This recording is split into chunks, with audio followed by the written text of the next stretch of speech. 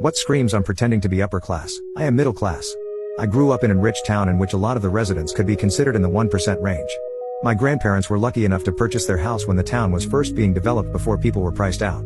I went to summer camp and school with these kids.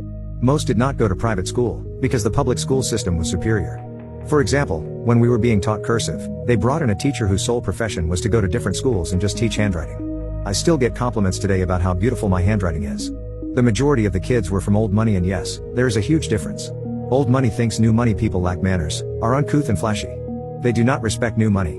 They will associate with them, but they are never deemed good enough. Old money doesn't have designer names flashed all over their clothes. They are designer labels, but you won't see the Gucci label all over their chest. They don't purchase items purely because they are a designer brand. They look for quality, fit, cut, material. They don't talk about money. You will never hear old money discussing their finances. It's an unspoken rule and would be considered extremely rude if you ever asked someone how much they made or how much they paid for something. It's just not done. Old money is not driving around town in $1 million sports car. They don't name drop one in conversation. They use first names, whereas new money uses first and last name because they want you to know they are important. Old money expects you to know.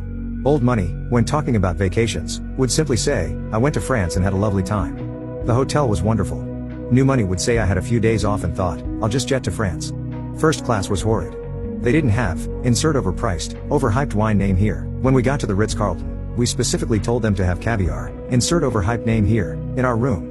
It wasn't in our room, so of course we told them to get some right now."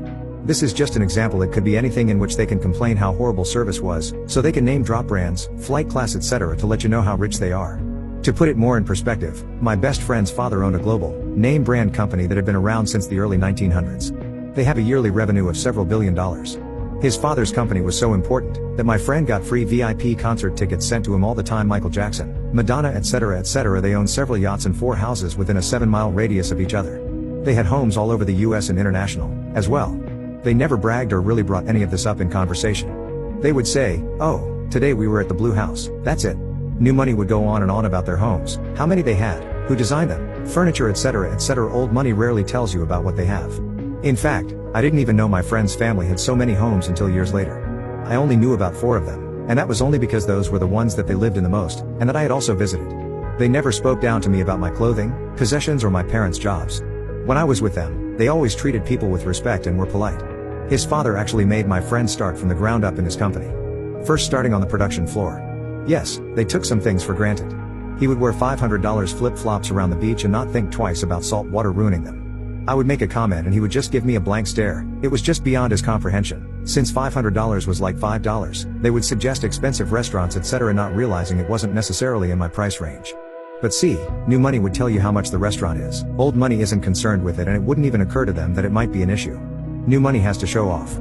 I knew a new money couple who had 4 chef's kitchens, all white, fully stocked with restaurant quality ovens, fridges, etc. This couple never cooked and always ate out. The kitchens were purely for show. Old money isn't concerned with flaunting wealth, because they have had it for so long. You wouldn't find 4 kitchens in their homes. They would find it tacky. Old money can be surprisingly frugal as well. They realize they have their money because their relatives before them were stewards of their money and didn't spend it willy-nilly. Edit: I wanted to clarify that my friend's father owned the company, but it was founded by his great-grandfather in 1920 and it has been passed down through the family.